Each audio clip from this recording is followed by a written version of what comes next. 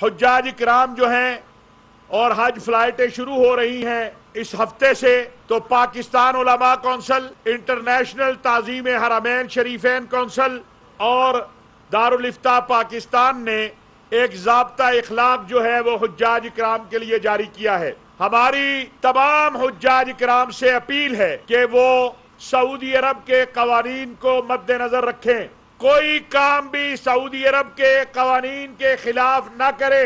जो उनको हिदायत उनका मुअल्लिम दे, उनका गाइड दे, उसके मुताबिक चलें। हरमैन शरीफैन में आप इबादत के लिए गए हैं, वहां किसी भी किस्म के सियासी या फिरका वाराना नारेबाजी से गुरेज करें। सऊदी अरब के कवानीन के मुताबिक वहां सियासी बहस मुबाहिसे की इजाजत नहीं है, वहां फिरका वाराना या मुख्तलिफ मसालिक के आपस में जो इख्तिलाफात हैं उनको उजागर करने की इजाजत नहीं है। आप मेहरबानी करें, सऊदी अरब के कवानीन पर अमल करें ताकि आपके लिए भी मुश्किलात पैदा ना हो और पाकिस्तान के लिए मुश्किलात भी पैदा ना हो, हुकूमत के लिए भी मुश्किलात पैदा ना हो।